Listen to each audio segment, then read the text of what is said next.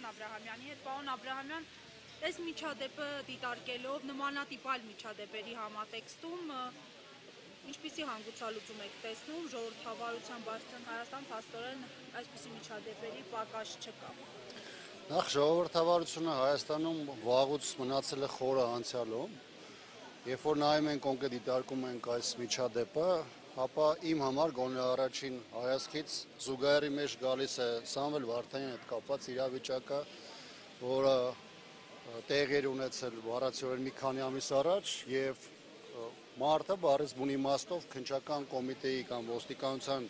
հսկողության տակ գտնվելով խոշտանգվել էր, մինչև այսօր էլ որևէ բան չկա, ոչ այդ մարդկանց մեղադրանքի առաջադրել, ոչ առասարակ այդ մարդիկ են հայտնի, թե ովքեր են եղել եւ այլն։ Մյուս հանգամանքը ինչ ենք հեռու գնում, երբ որ մոտապես 6-7 ամիս առաջ բռնություն եղավ բավականին շատ տեսախցիկների առաջ ազգային ժողովի падգամավորի նկատմամբ Աշոտ Սիմոնյանի, դրանից հետո թեև ասեցին, որ ոստիկաններից մեկի ծառայությունը կասեցվել է, բայց դրանից հետո ժամանակ անցավ որևէ բան չեղավ։ Այսինքն այս ամենը ցույց է տալիս, որ Հայաստանում այս բռնությունների, խոշտանգումների ալիքը բառացիորեն կրում է համակարգված բնույթ եւ ստեղծված իրավիճակում քաղաքական իշխանությունը հովանավորում է այս խոշտանգումները։ Սա կարող է վերաբերել միջին վիճակական քաղաքացուց մինչև քաղաքական կամ քաղաքացիական ակտիվ դիրքորոշում արտահայտող մարդկանց եւ բնականաբար այսօր սկսել է նաեւ բնութագրել այս իշխանությանը, իթևս նաեւ այլ որակումների, որոնք կապված են արտաքին քաղաքականության հետ, որոնք կապված են տնտեսական քաղաքականության հետ, իսկ կոնկրետ մարդու իրավունքների եւ ժողովրդավարության հետ կապված այս ամենը, այս խոշտանգումները դարձել են այս իշխանության դեմքը։ Պարոն Աբրահամյան, նայեք, իշխանություններից կարծեք ամեն ինչ պարզ է, բայց մարդու իրավունքների պաշտպանի գրասենյակ կա, որը թվում է թե պետք է անկախ լիներ, կոնկրետ քայլեր ձեռնարկել, բայց տեսանք, որ Սամվել Վարդանյանի միջադեպով մտահոգություններից անդին գործընթացները չգնացին։ Հիմա այս դեպքով էլ ինչ-որ մտահոգություն է հայտնել Անահիտ Մանասյանի գրասենյակը եւ ասել է, որ ինչ-որ գործընթացներ են մեկնարկում, այս դեպքով ինչ-որ հանգուցալուծում պիտի սպասել։ Գիտեք, այս վերջին հատկապես շրջանում ՄԻՊ-ի գործունեությունը եւ հայտարարությունները խիստ ձևական բնույթ են կրում։ Ակնհայտորեն ՄԻՊ-ը ունի մեկ ֆունկցիա՝ ապահովելու կամ սպասարկելու քաղաքական իշխանության շահերը, առավելագույնը ինչ որ անում է ՄԻՊ-ը կամ թույլատրված է նրան անելու, դա այնպիսի հարցերում միջամտություն է կամ ներգրավվածություն է, որը հասարակական հնչեղության տեսանկյունից իրենց որևէ բան չի ներկայացնում եւ այս տեսանկյունից ակնկալել, որ ՄԻՊ-ը որևէ կոնկրետ գործընթաց է անելու, բնականաբար որևէ ձևով այստեղ իրականությանը չի էլ կարող առնչություն ունենալ։ Այստեղ ունենք խնդիր, սա իշխանության խնդիրն է, որ քաղաքական իշխանությունը բոլոր կառույցները դրել իր քաղաքական հովանավորության տակ եւ յուրաքանչյուր կառույց շարժում է ըստ այդ առաջնահերթությունների։ Հիմա եթե այս տեսանկյունից նայենք գործընթացները, այդ կառույցները գործում են այնքանով, վերցնենք քննչական կոմիտեն, դատախազությունը, ներքին գործերի նախարարությունը այնքանով, որքանով դա իրենց թույլատրվում է։ Եթե նույնիսկ կան ինչ-որ բաներ, որոնք արտաքուստ թվում է, որ միտեղ մեկ կամ երկու քայլեր իրականացվել է, բնականաբար դա պետք է դիտարկել կենտրոնական իշխանությունների զուտ թույլատրության դաշտում։ Պարոն Աբրահամյան, նաև մեկ հարց, մինչև 2018 թվականը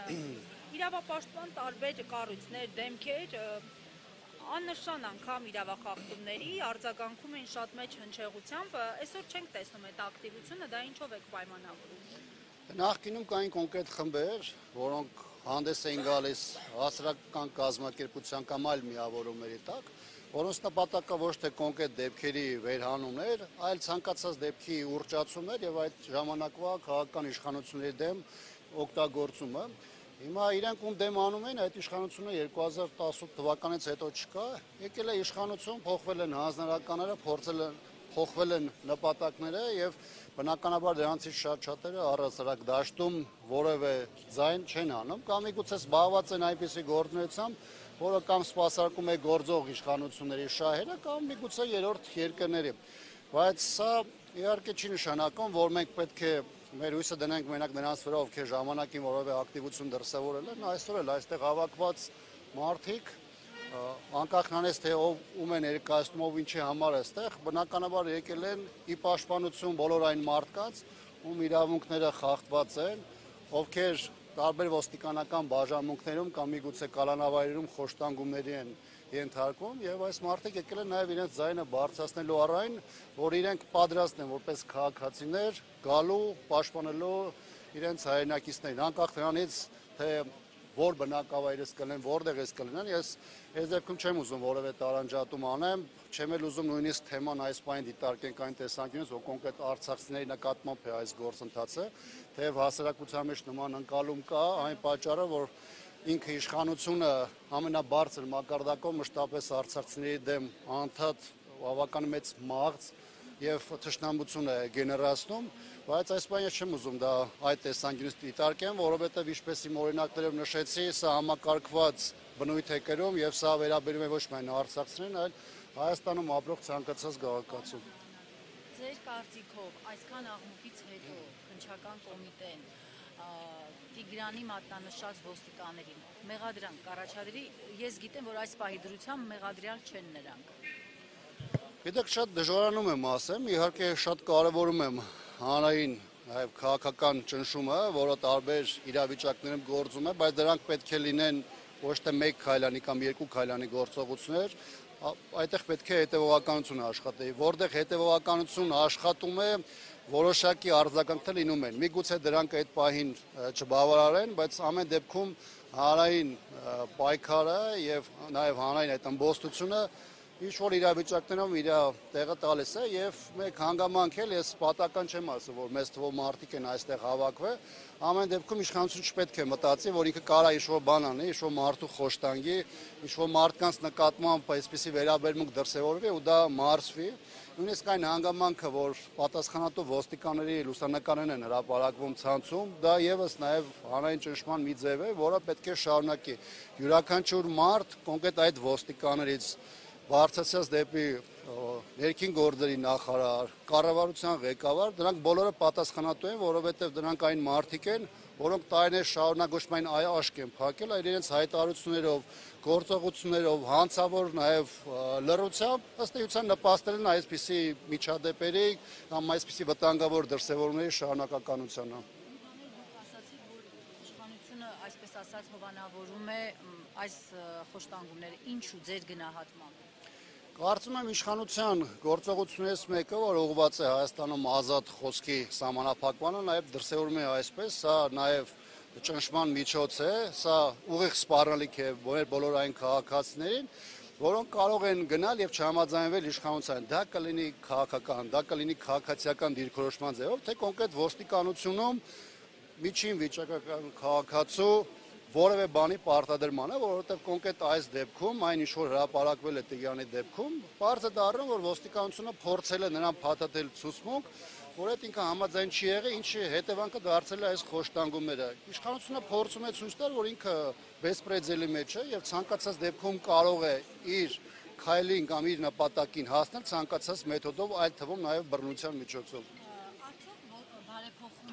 Բարեփոխումների ճանապարհին գտնվող ոստիկանության համար դժվար է իսկապես բացահայտել մի հանցագործություն, որը գողություն է որակվում։ Այսինքն շատ մեծ ջանքեր չի հնարավոր չի գործադրել։ Այն դեպքում, որ Տիգրանը նշում է, որ իսկապես ես մեղավոր չեմ։ Ինչն է իրենց դրդել, հրահրել այդ ճանապարհով գնալ։ Անկեղծ ասած, խիստ չափազանցություն է մեր երկրում տեղի ունեցողը կամ նույնիսկ ներքին գործերի նախարարություն տեղի ունեցողը բարեփոխումներ անվանել։ Իշխանությունը կոնկրետ ներքին գործերի նախարարության դեպքում ունի մեկ նպատակ՝ ստեղծելու ուժեղ կաթնային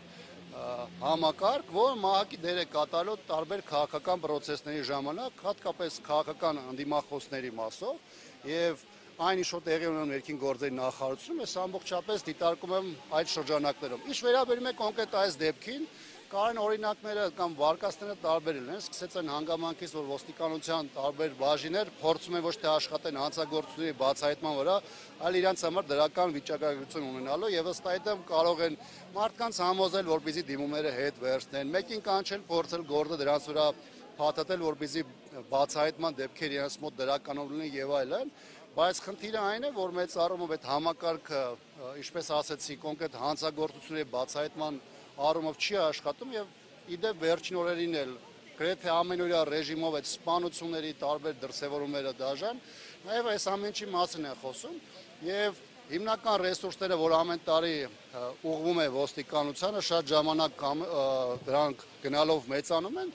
կրկնում եմ, դրանք ունեն մեկ նպատակ՝ աշխատելու այն ժամանակ, երբ որ պետք է իշխանության պահպանման եւ իշխանության վերարտադրման ժամանակ եւ 21, 22, 23, 24 թվականներին փողոցում տեղի ունեցած տարբեր շարժումները եւ տարբեր քաղաքական process-ները սրա վառ վկայություն են, թե ոստիկանությունը ինչի համար էր պետք եւ որտեղ է կիրառում։ Ընդ որում դրանք նույնիսկ ամենաանհամաչափության, ամենաակնհայտ խախտումների պարագայում դրանք իշխանության կողմից որևէ ձևով չեն բացահայտում, որովհետև դրանք քաղաքական ուղղորդում ունեն իշխանության կողմից եւ դրան շարունակություն չտալը կամ իրավական գնահատական չտալը նաեւ խրախուսումն է, որ ոստիկանները կամ առհասարակ ուժայինները շարժվեն այնպես, ինչպես իրենք են ցանկանում, դաժանությամբ, բրտությամբ, այդ բռնության տարբեր դրսևորումներով։ Շնորհակալություն։